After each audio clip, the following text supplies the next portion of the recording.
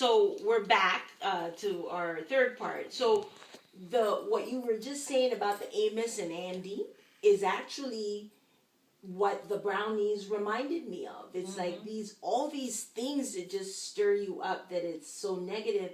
So here it is, 10 plus years of the passing of Etnia Negra, the law, and we're still having to say, remove this show,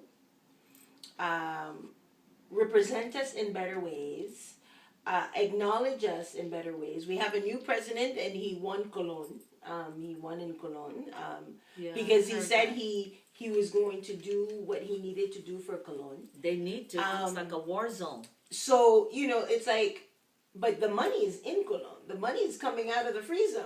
It always has. I mean, anywhere black people are, it comes off from there. But the thing is that one of the things that I recently said in an interview for a radio station, for a TV station, was the outside structure of Cologne. Now we have the Cinta Costera, and they're developing all outside and whatever. But Cologne has 16 streets that still needs to be fixed. I mean, I anytime I go there and I go visit, even my own family that lives on 4th and Melendez, I'm afraid that the building is just, I'm going to be walking and it's just going to fall down beyond, because it hasn't changed.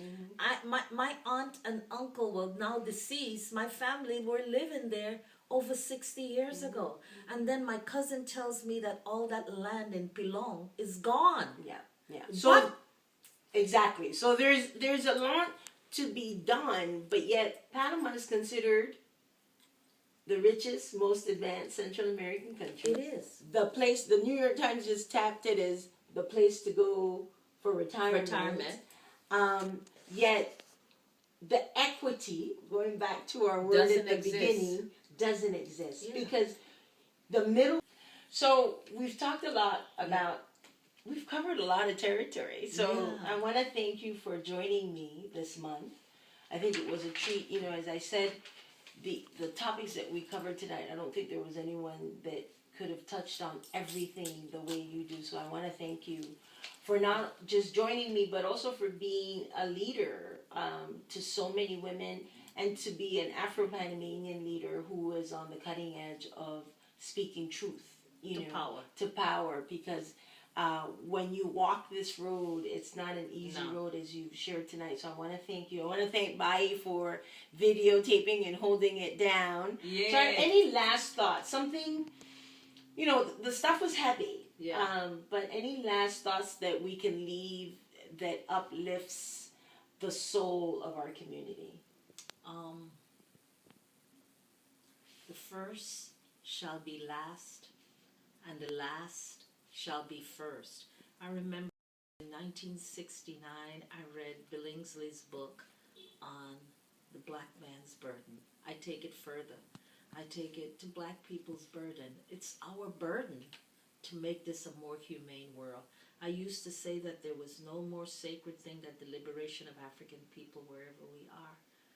But our humanity needs it, because if our planet is to survive, it's our burden, because we are the most downtrodden. So we have to bring everybody else up with us, which we have always done historically. But this time we're fighting for the survival of the planet. And just hearing you say that, I leave you with this thought. The Soulful Afro show was born out of really tapping the soul of the community, really going to the core of some of the issues that maybe a lot of people don't want to touch on. And even with everything that we touched on tonight, I leave with this feeling of still we rise. And still we rise. Still we rise. Forever and ever and we will continue rising with everything that comes at us. And to my Soulful Afro family, I leave it with that. Still you rise as we continue to find the soul and the sweetness and the love in our community. Thank you for joining us. Yes. Ashe. Ashe.